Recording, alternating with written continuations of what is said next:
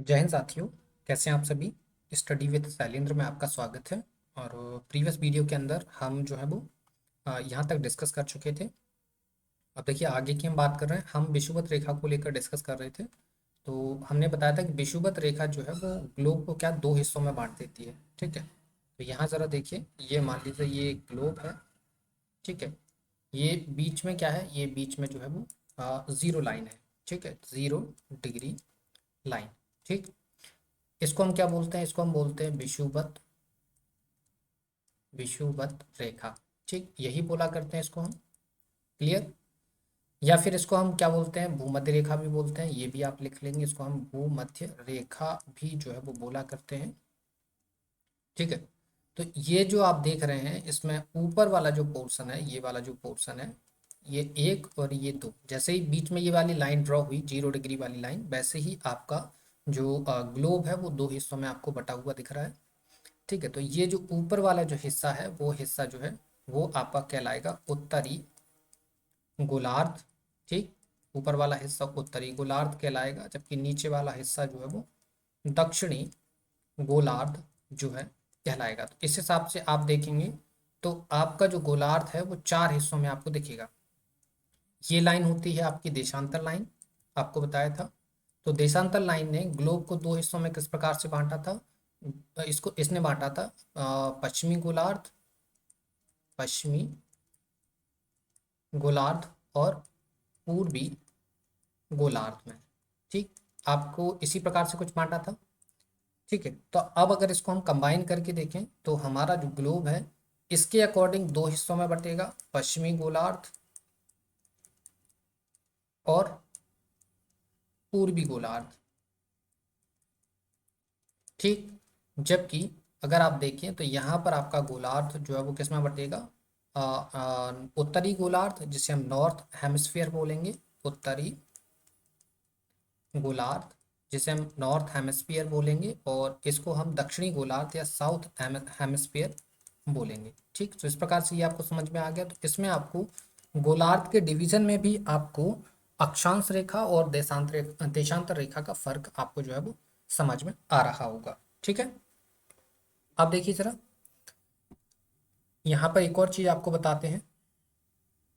अब हम नंबर्स की बात कर लेते हैं। Numbers of latitude line, numbers of latitude line, and यहाँ पर हम बात कर लेते हैं नंबर्स ऑफ लॉन्गिट्यूड लाइन। ठीक, क्लियर, ये आपको समझ में आ गया। मतलब हम बात करते हैं अक्षांशीय रेखाओं की संख्याएं, अक्षांशीय रेखा या रेखाओं की संख्या, और यहाँ पर बात करते हैं हम देशांतर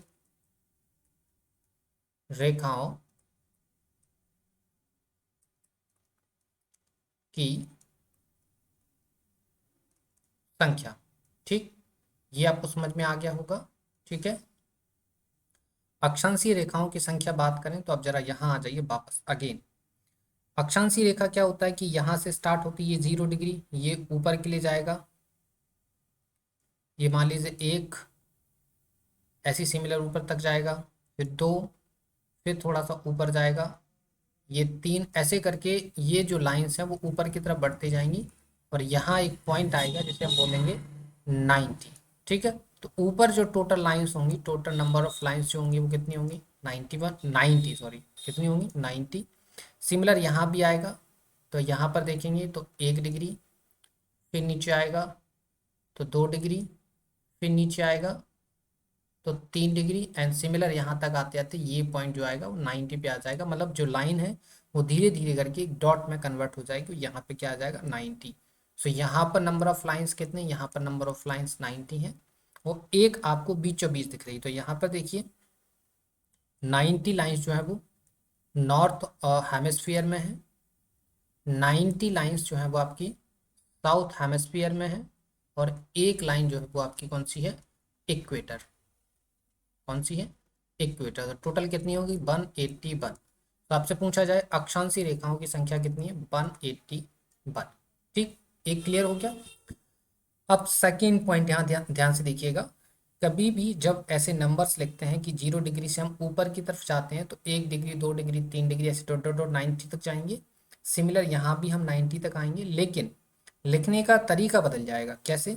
जब भी हम 0 डिग्री से ऊपर की तरफ जाएंगे, नॉर्थ की तरफ जाएंगे, तो उसको बोलेंगे हम 1 डिग्री उत्तरी अक्षांश, 2 डिग्री उत्तरी अक्षांश, 3 डिग्री उत्तरी अक्षांश, ऐसे ही करके सिमिलर 90 डिग्री उत्तरी अक्षांश।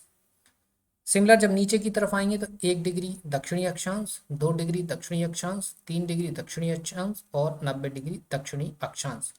दक्षिण को हमने साउथ लिखा और उसको हमने नॉर्थ को हमने एन से जो है वो रिप्रेजेंट किया है। ठीक, क्लियर, ये आपको समझ में आ गया कि इसमें कितनी नंबर ऑफ लैटिट्यूड लाइन होंगी, 181 होंगी। ये आपको समझ में आ गया। और ये लिखने का जो तरीका आपने यहाँ देखा कि हम 0 डिग्री से ऊपर जाएंगे तो नॉर्थ लिखेंगे, क्योंकि कई बार जब हम एरिया पढ़ रहे होंगे ना, जैसे आपको बोला जाएगा कि भारत का अक्षांशीय विस्तार बताइए, या किसी स्टेट को ले लीजिए, जैसे हम बोलेंगे मध्य प्रदेश का अक्षांशीय विस्तार बताइए, तो वहां पर ये जो उत्तरी अक्षांश और दक्षिणी अक्षांश, वहां पर ये आपको समझ में आएगा कि हम क्यों बोल, कहाँ पर जब भी हम बोलेंगे कि भारत का जो है वो अक्षांशीय विस्तार बताइए, तो भारत का अक्षांशीय विस्तार क्या लिखा हमने, भारत का अक्षांशीय विस्तार, तो आप क्या लिखते हैं, 37 डिग्री उत्तरी, 37 degree, 37 degree 6 minute, 37 degree 6 minute उत्तरी अक्षांश से 67 डिग्री उत्तरी अक्षांश, ऐसी कुछ अप्रॉक्स आपका रहता है भारत का जो उत्तरी अक्षांश है, ऐसी कुछ है। ठीक है, 37 डिग्री से आई थिंक 67 डिग्री ऐसी कुछ है, इसको आप थोड़ा सा बाद में क्लियर कर लेंगे। ठीक है, क्लियर। तो ये कुछ भारत का जो है वो उत्तरी भारत का जो है वो अक्षांशीय विस्तार माना जाता है। ठीक है, तो ये कुछ आपको समझ में आ गया होगा। चलिए, तो फिर हम आगे की बात करें। ठीक है,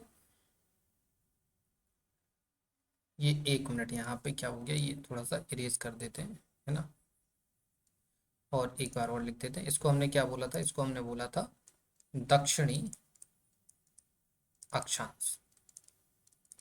नंबर्स आपको समझ में आ गए हैं, क्लियर, ये आपको चीजें समझ में आ गई हैं, अक्षांशीय विस्तार समझ में आ गया। अब इसकी देशांतरी की बात करें तो यहाँ पर आप देखेंगे तो आपको कुछ ऐसी लाइंस दिखाई देंगी। ठीक है, ऐसी लाइंस आपको दिखाई देंगी, दिखाई दी थी आपको अभी पिछले प्रीवियस वीडियो के अंदर बताया भी था। तो इस टाइप से जो लाइनें दिखेंगी वो कितनी होती हैं, जो है वो आपकी दिखेंगी कितनी, वो उनको क्या बोला हमने, देशांतरीय लाइन। तो इनका नंबर लिख लिए, ये टोटल कितना है, 360 डिग्री होता है, तो 180 ये हो गई और 180 ये हो गई, टोटल इनकी संख्या होती है 360। ठीक, clear. So number of longitude line जो है वो कितना होगा, 360 होगा, और नंबर ऑफ क्या बोलेंगे आप, अक्षांशीय रेखा, तो उनकी होगी आपकी कितनी, 181। ठीक है, क्लियर। चलिए, तो आगे चले हम। अब देखिए, आपको क्या बताया कि यहाँ पर ऊपर 90 है, नीचे 90 है, तो क्या हम सारी रेखाओं को याद करेंगे, 1 से 90 तक नॉर्थ की और 1 से 90 तक साउथ की, सभी याद करेंगे क्या, नहीं। तो कौन कौन सी याद करेंगे उनको देख लेते हैं। ठीक है, चलिए, तो उनको देखते हैं, यहाँ पे आ जाते हैं और उनको देखते हैं। जस्ट 1 मिनट का टाइम दीजिए।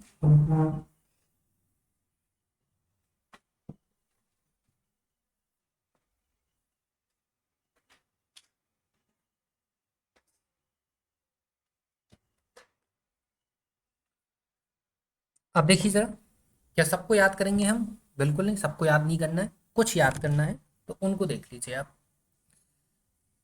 जैसे देखिए, जैसे आपने ड्रॉ किया क्या, एक सर्कल, ये मान लीजिए ये आपने एक सर्कल ड्रॉ कर लिया।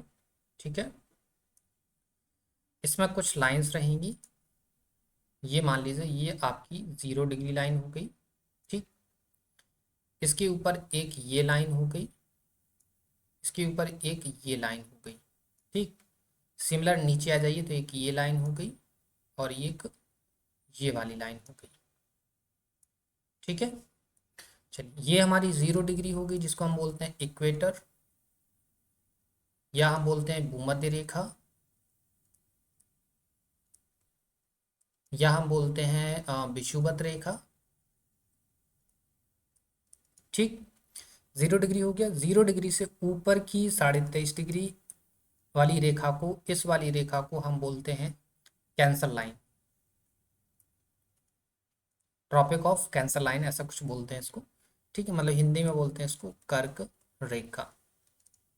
इसके ऊपर वाली लाइन 66.5 डिग्री, ये याद रखिएगा, 66.5 डिग्री नॉर्थ लैटिट्यूड और 66.5 डिग्री नॉर्थ लैटिट्यूड।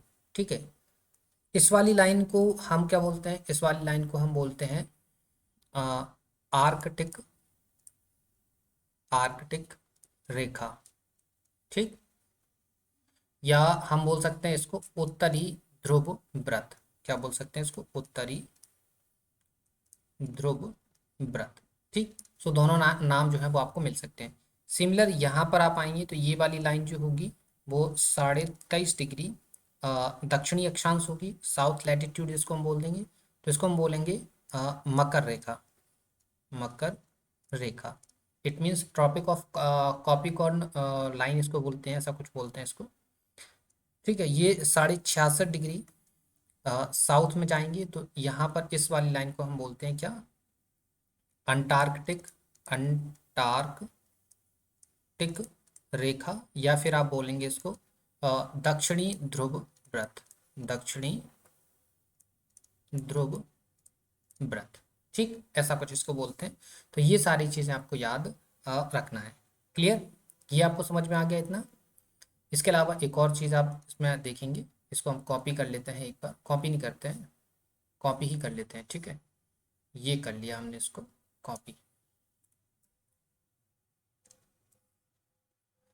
और इसको हम क्या करते हैं यहाँ पर पेस्ट कर लेते हैं। ठीक, अब ध्यान से देखिएगा, ध्यान से क्या देखिएगा, यहाँ पर आपको देखेंगे कि ये सूरज जो है आपका, ये मान लीजिए ये सन है, ये सन आपका पृथ्वी पे क्या भेजता है, अपने प्रकाश भेजता है। सूरज का प्रकाश जो है वो कर्क रेखा और मकर रेखा, मतलब यहाँ ये इतने एरिया के अंदर, इतने एरिया के अंदर जो सूर्य का प्रकाश है वो 12 महीने बना रहता है। सूरज मतलब मोस्ट ऑफ द केसेस में यहाँ पर एक बार जो है वो 90 डिग्री के एंगल पे आ जाता है। तो इस वाले एरिया को हम क्या बोलते हैं, उष्ण कटिबंध जोन। ठीक, इसको हम क्या बोलते हैं, उष्ण कटिबंध जोन। तो ये आपको समझ में आ गया होगा।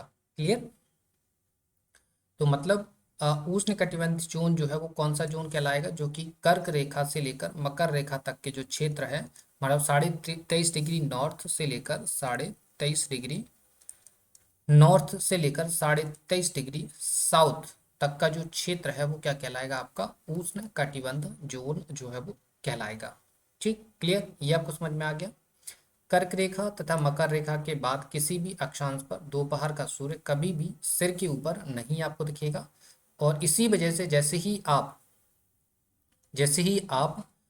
ऊपर की तरफ जाएंगे वैसे सूरज की जो प्रकाश की ऊष्मा है वो धीरे धीरे कम होती जाएगी। सिमिलर आप नीचे की तरफ जाएंगे तो वैसे ही नीचे की तरफ जो है कम होती जाएगी। और यहाँ पर जब आप पोल पर पहुंचेंगे, ये पोल है, ये नॉर्थ पोल है आपका, और ये आपका जो है वो साउथ पोल है। तो यहाँ पहुँचते पहुँचते जो है आप देखेंगे कि सूरज की किरणें जो है वो बहुत कम हो जाती हैं, जिस कारण ये जो है वो बर्फ से ढका हुआ क्षेत्र बन जाता है। ठीक, चलिए आगे देखिए। आगे यहाँ पे ध्यान देना है कि ध्रुव की तरफ सूर्य की किरणें तिरछी होती हैं। इस प्रकार उत्तरी गोलार्ध में कर्क रेखा एवं उत्तर ध्रुव व्रत और दक्षिणी गोलार्ध में मकर एवं दक्षिणी ध्रुव व्रत के बीच वाला क्षेत्र जो है वो शीतोष्ण कटिबंध का क्षेत्र जो है वो कहलाता है।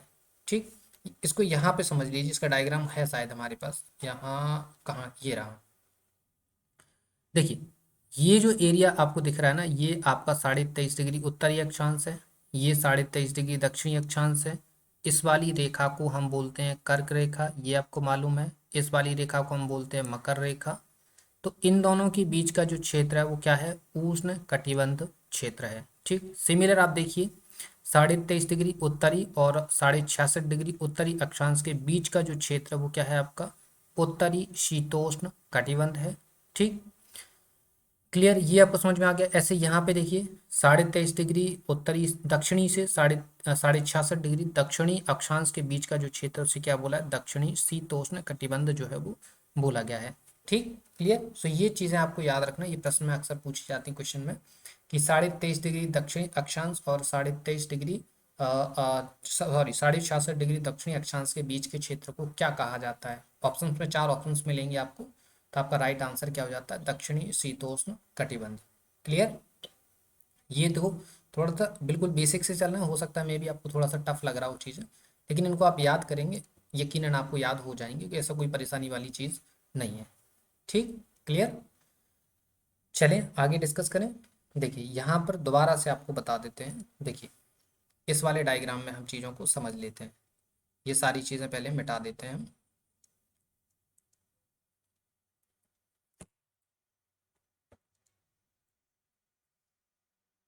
जस्ट 1 मिनट, कहाँ गया हमारा, ये रहा।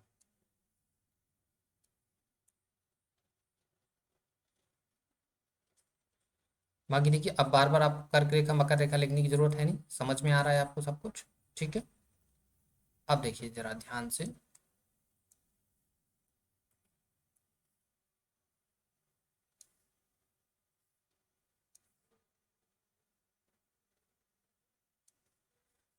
अब देखिए ध्यान से, तो ये जीरो थी, ये 23.5 डिग्री उत्तरी अक्षांश था जिसे हमने कर्क रेखा कहा था, और ये 66.5 डिग्री नॉर्थ में था, उत्तरी अक्षांश था। इसको हमने क्या बोला था, इसको हमने आर्कटिक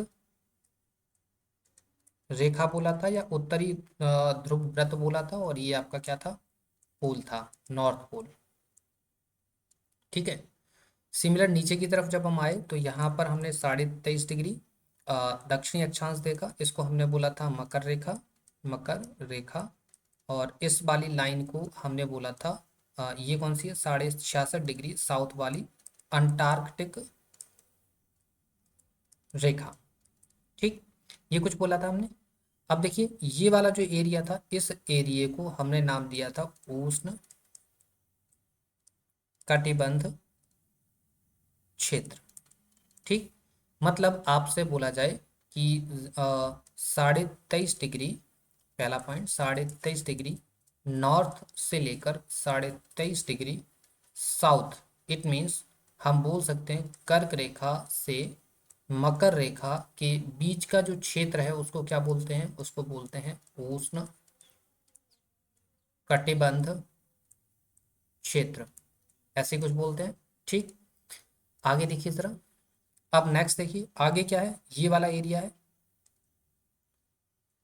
ये वाला एरिया आपको दिख रहा है, मतलब 23.5 डिग्री उत्तरी अक्षांश से लेकर 66.5 डिग्री उत्तरी अक्षांश तक का, यहाँ पे सेकंड लिखेंगे, 23.5 डिग्री उत्तरी अक्षांश से लेकर 66.5 डिग्री उत्तरी अक्षांश का जो क्षेत्र है, इस क्षेत्र को क्या बोला जाता है, इस क्षेत्र को बोला जाता है शीतोष्ण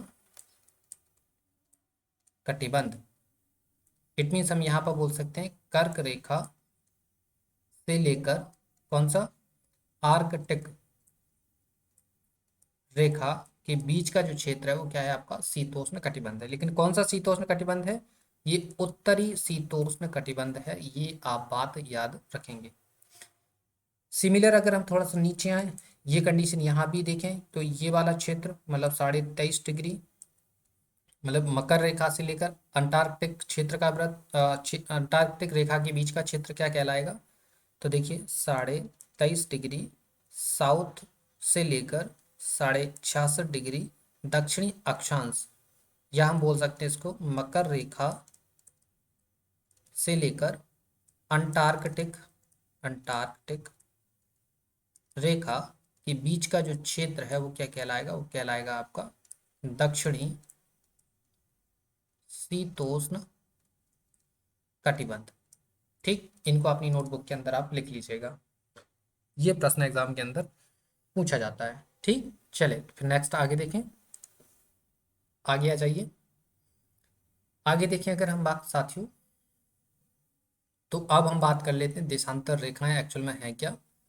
तो देखिए ये हम बता चुके हैं कि किसी स्थान की स्थिति को बताने के लिए उस स्थान के अक्षांश के अतिरिक्त कुछ अन्य जानकारियों की भी आवश्यकता होती है।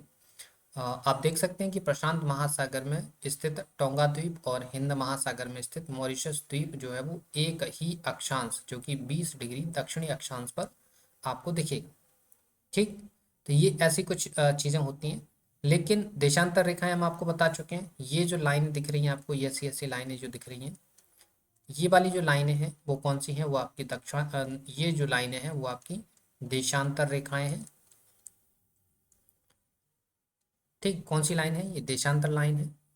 क्लियर। और देखिए यहाँ पर एक चीज़ इंपॉर्टेंट है, देशांतर रेखा में सारी चीज़ें तो इम्पोर्टेंट नहीं है, लेकिन एक चीज़ आप इम्पोर्टेंट वो याद रखेंगे, वो रहेगी आपकी 0 डिग्री देशांतर रेखा और 180 डिग्री देशांतर रेखा। इसको आप ध्यान से लिख लीजिएगा, 0 डिग्री देशांतर और 180 डिग्री देशांतर। ठीक, तो जो 0 डिग्री देशांतर है वो होती है आपकी, वो होता है आपका टाइमलाइन, इंटरनेशनल टाइमलाइन बोल सकते हैं इसको, इंटरनेशनल टाइमलाइन। और ये जो 180 डिग्री है इसको हम बोल सकते हैं इंटरनेशनल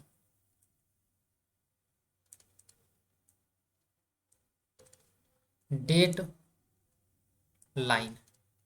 ठीक, 180 डिग्री जो लाइन है ये जो है वो डेट बताती है और ये वाली जो लाइन है वो टाइम बताती है। तो ये दोनों चीज़ें आपको याद रखना है, ये प्रश्न अक्सर एग्जाम में पूछा जाता है। ठीक, क्लियर। चलिए तो आगे देखें हम। अब ध्यान से देखिएगा, ये वाली जो लाइन दिख रही है वो आपकी कौन सी है, 0 डिग्री लाइन है। ठीक, कौन सी लाइन है, 0 डिग्री लाइन है। और ये जो 0 डिग्री लाइन है वो कहाँ से होकर गुजरती है, ये गुजरती है आपकी ब्रिटेन से होकर, ब्रिटेन से होकर गुजरती है। और ब्रिटेन में एक जगह है जिसका नाम है ग्रीनविच, ग्रीनविच लाइन है, ग्रीनविच जगह है, वहां से ये लाइन गुजरती है। और वहां पर एक रॉयल लेबोरेटरी है, क्या है, रॉयल लेबोरेटरी है, जहां से जो है वो टाइम की गणना करी जाती है, टाइम की गणना करी जाती है। तो आप देखेंगे 100, ये जो है वो लाइन यहाँ से 0 डिग्री लाइन है। 0 डिग्री से अगर आप कहाँ जाते हैं, 0 डिग्री से अगर आप जाते हैं पूरब की ओर तो टाइम जो है वो बढ़ता है, टाइम बढ़ता है। जबकि आप अगर 0 डिग्री से पश्चिम की ओर जाएंगे तो टाइम घटता है। ठीक, क्या होता है, टाइम जो है वो घटता है। ठीक है, तो ये तो इंटरनेशनल हो गया। लेकिन हर कंट्री की अपनी एक टाइमलाइन होती है। जैसे भारत की टाइमलाइन है आईएसटी जिसे हम बोलते हैं, उसके बारे में हम आगे बताते हैं आपको। तो इसके बारे में ज़्यादा चीज़ें आपको जानना नहीं है। यहाँ पे आ जाइए, यहाँ पे और थोड़ा सा समझ लीजिए। ये हमने क्या जाना, हमने टाइमलाइन, ये हमने टाइमलाइन देखी। ठीक है, इंटरनेशनल टाइमलाइन जो कि ग्रीनविच के अंदर है। अब ध्यान से देखिए, अगर हम इसको क्या बना दें, इसको ये 2D है, अगर हम इसको 3D बेसिस पे देखें, 3D बेसिस पे, तो इसके पीछे भी आपको लाइनें दिखेंगी, जैसे ये देखो ये ऊपर की तरफ जा रही हैं। 3D में देखेंगे तो ये गोल होगा, पीछे भी लाइनें होंगी, आगे भी लाइन होगी। आगे वाली जो 0 डिग्री लाइन है उसके पीछे मान लीजिए ये जो है वो 0 डिग्री लाइन है, ये 0 डिग्री लाइन है। अगर ये 3D है, पूरा गोल है, तो इसके पीछे भी एक लाइन होगी, ऐसी कुछ होगी, नहीं होगी, मान लीजिए इसके पीछे एक लाइन जा रही है ये। तो ये जो पीछे वाली लाइन है यही 180 डिग्री की रेखा होती है, 180 डिग्री देशांतर लाइन। ठीक, 180 डिग्री देशांतर जो है इसको हम बोलते हैं डेट लाइन या इंटरनेशनल डेट लाइन। क्या बोल सकते हैं हम, इंटरनेशनल डेट लाइन। ठीक, अब इंटरनेशनल डेट लाइन जो है वो जो है वो ये वाली जो लाइन है, यहाँ पर ध्यान रखिएगा, यहाँ पे एक पॉइंट लिखिएगा, लिखिए इंटरनेशनल डेट लाइन को, डेट लाइन को zigzag करते हुए बनाया है। अब कैसे जिग जाएगा ये देखिए जरा। देखिए टाइम लाइन में भी जैसे आपने यहाँ देखा था, यहाँ क्या देखा था कि ये जो 0 डिग्री लाइन है, देखो टाइम कैसे निकालते हैं, कैसे किसी भी कंट्री के टाइम की कैलकुलेशन करते हैं वो हम आगे देखेंगे। अभी इस चैप्टर में टाइम की कैलकुलेशन नहीं है, तो यहाँ टाइम की कैलकुलेशन नहीं करेंगे। भारत के संदर्भ में टाइम की कैलकुलेशन है, तो वो जब आपको बताएंगे। ठीक है, तो ज़्यादा चीज़ें आपको इकट्ठी नहीं करना है, जितनी चीज़ें बताई जा रही हैं उतना सीख लीजिए आप। अभी फ़िलहाल के लिए इतना याद रखना है कि जो 0 डिग्री लाइन है वो देशांतर लाइन है। जो 0 डिग्री देशांतर लाइन है वो हमारी इंटरनेशनल टाइम लाइन है। ठीक, जहाँ से हम क्या करते हैं, टाइम की कैलकुलेशन करते हैं। क्लियर, ये आपको समझ में आया? एक मिनट, ये क्या हुआ, यहाँ से यहाँ चला गया।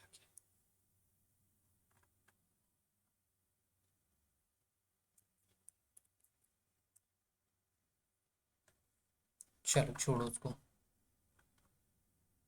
यहाँ से गायब हो गया है, पता नहीं कहाँ चला गया है। ठीक है, ये देख लीजिए, ये आपकी क्या है, 0 डिग्री लाइन थी। इस 0 डिग्री देशांतर को हमने क्या बोला था, इसको 0 डिग्री देशांतर को हमने बोला था इंटरनेशनल टाइम लाइन। ठीक है, इसको इंटरनेशनल टाइम लाइन भी बोलते हैं, इसको हम प्राइम लाइन भी बोलते हैं, प्राइम लाइन भी इसको जो है वो बोलते हैं। ठीक है, कहाँ ये है, ग्रीनविच में।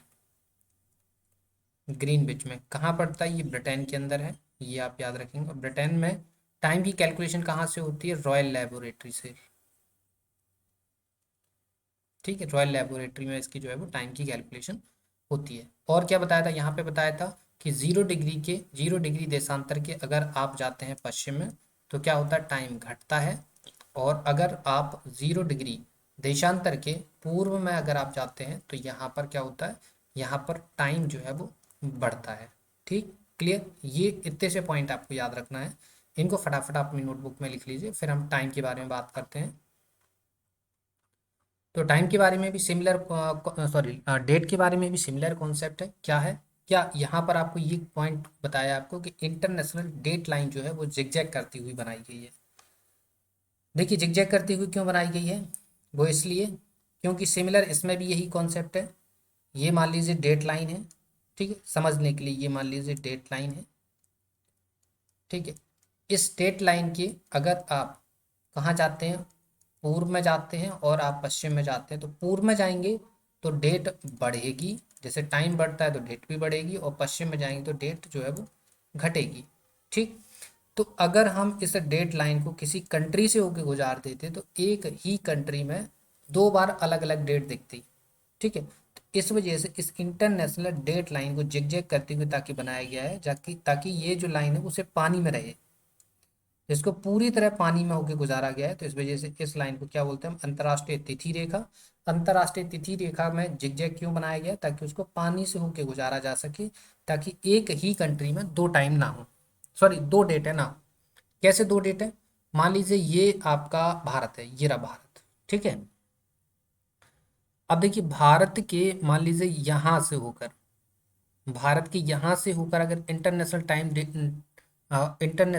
डेट लाइन निकली होती, तो मान लो अगर यहाँ 15 तारीख होती तो यहाँ पर 14 तारीख होती, मतलब भारत के एक हिस्से में 14 तारीख हो रही होती और भारत के दूसरे हिस्से में 15 तारीख हो रही होती। तो इसको मैनेज करने के लिए क्या किया गया, इसको मैनेज करने के लिए जो है वो डेट लाइन को पानी से होकर गुजारा गया, किसी कंट्री से होकर नहीं गुजारा गया, ताकि पूरी कंट्री के अंदर एक ही टाइम जोन जो है वो, या एक ही डेट जो है वो चले।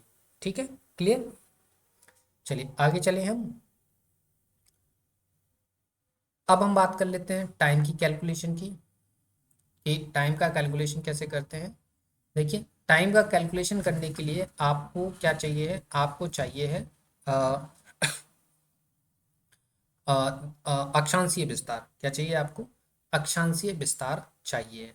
ठीक, कौन सा अक्षांशीय विस्तार चाहिए, तो देखिए सबसे पहले हम देखते हैं हम क्या करते हैं, हम भारत के संदर्भ में टाइम की कैलकुलेशन करते हैं। ठीक है, भारत के संदर्भ में टाइम की कैलकुलेशन करते हैं। अभी आपको बताया था ये अंतर्राष्ट्रीय तिथि रेखा है, इसके अलावा अपनी हर कंट्री की, सॉरी ये अंतर्राष्ट्रीय तिथि रेखा है, इसके अलावा आपको क्या बताया था, यहाँ पर ये क्या है, ये टाइम लाइन है। तो अपनी हर हर कंट्री की अपनी एक टाइम लाइन भी होती है, ये भी आप याद रखेंगे। ठीक है, जैसे भारत की टाइम लाइन को क्या बोलते हैं, भारत की समय रेखा को क्या बोलते हैं हम, IST। IST बोला करते हैं। क्या बोलते हैं? IST बोलते हैं। ठीक, IST का मतलब क्या है? Indian standard time. ठीक, क्लियर, ये समझ में आ गया आपको? चलिए देखिए, तो टाइम की कैलकुलेशन करते कैसे हैं। देखिए, आपको मालूम है कि पृथ्वी जो है वो 360 डिग्री घूमने में कितना टाइम लेती है? 24 घंटे का टाइम लेती है। 24 घंटे को मिनट में कन्वर्ट करें तो इसको हम लिख सकते हैं 24 × 60। मिनट में कन्वर्ट हो गया, ठीक है, ये 360 हो गया। अब 1 डिग्री बराबर क्या हो जाएगा? 1 डिग्री बराबर हो जाएगा 24 × 60/360। 0 0 6 से 6 बार, ये 4 बार।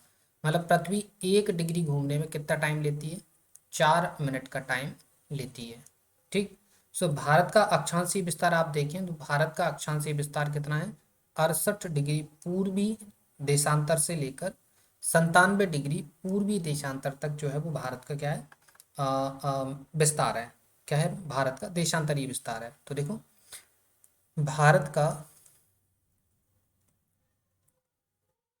देशांतरीय विस्तार कितना है? 68 डिग्री, 68 डिग्री पूर्वी देशांतर से लेकर 97 डिग्री पूर्वी देशांतर, ये भारत का क्या है? ये भारत का देशांतरीय विस्तार है। देशांतरीय विस्तार से क्या क्या होता है आपको बताया था। देशांतरीय विस्तार से होता क्या है? देशांतरीय विस्तार से एक तो टाइम पता चलता है, एक आपकी डेट पता चलती है। तो डेट के लिए तो आपकी international time line, sorry international date line हो गई, इसके लिए इंटरनेशनल टाइम लाइन हो गई। लेकिन इसके अलावा प्रत्येक कंट्री की अपनी एक टाइम लाइन होगी। भारत की टाइम लाइन का नाम क्या है? IST। IST आप देखेंगे तो IST जो है वो 82.5 डिग्री पूर्वी देशांतर से होकर गुजरती है। मतलब देखिए, IST क्या, आप किसी भी कंट्री की टाइम लाइन कैसे डिसाइड करते हैं?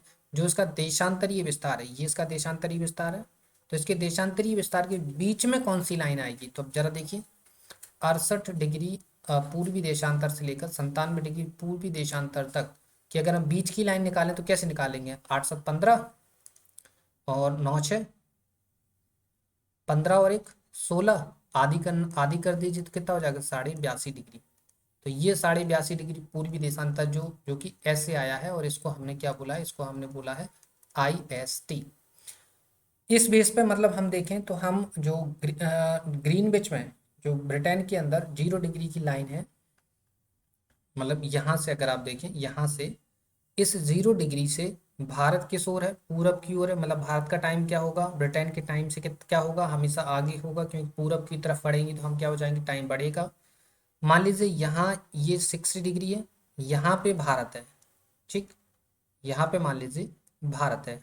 ठीक, यहाँ पे भारत है, तो भारत का टाइम, भारत का जो मानक रेखा है वो कितनी मानी हमने? 82.5 डिग्री पे भारत की टाइम की कैलकुलेशन हम कर रहे हैं। 82.5 डिग्री पूर्वी देशांतर पर भारत के टाइम की कैलकुलेशन कर रहे हैं। थोड़ा ध्यान से देखिएगा, इतनी जल्दी आपको आसानी से समझ में नहीं आएगा। ठीक है, 82.5 डिग्री पर हमने भारत की मानक रेखा मानी है।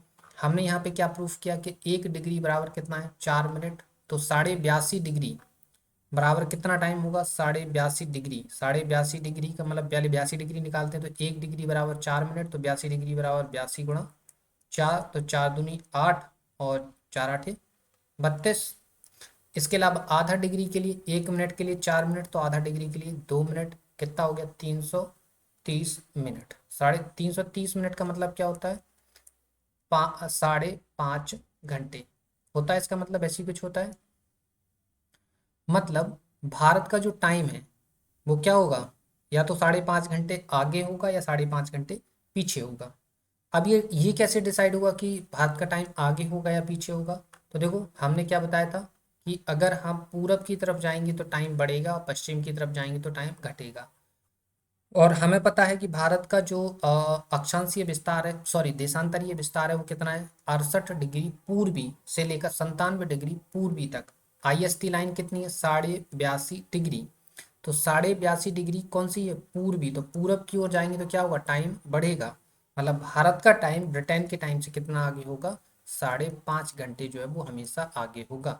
मतलब अगर हम देखें ब्रिटेन के अंदर अगर 1 बज रहा है तो भारत के अंदर जो है वो प्लस 5.5 घंटे और हो जाएंगे, तो 6:30 जो है वो भारत के अंदर हो रहे होंगे। ठीक, क्लियर, ये आपको समझ में आ गया। तो ये हमारा इतना सा जो है क्या था, अक्षांशीय और देशांतरी विस्तार का चैप्टर था। उम्मीद है आपको समझ में आया होगा। भागों में इसको बताया है, क्योंकि एक भाग में थोड़ा सा इशू होने की वजह से इसको बंद कर दिया था, और दूसरे पोर्शन में इसको कंप्लीट कर दिया है। ठीक है, उम्मीद करते हैं चैप्टर समझ में आ रहे हैं आपको। कोई भी इशू आ रहा है तो कमेंट सेक्शन में ज़रूर बताइए। ठीक है, और आपको पीडीएफ चाहिए तो आप हमारे टेलीग्राम चैनल को ज्वाइन कर सकते हैं, लिंक वीडियो के डिस्क्रिप्शन में है। चलिए, तो फिर मिलते हैं आपसे नेक्स्ट वीडियो में, तब तक के लिए धन्यवाद।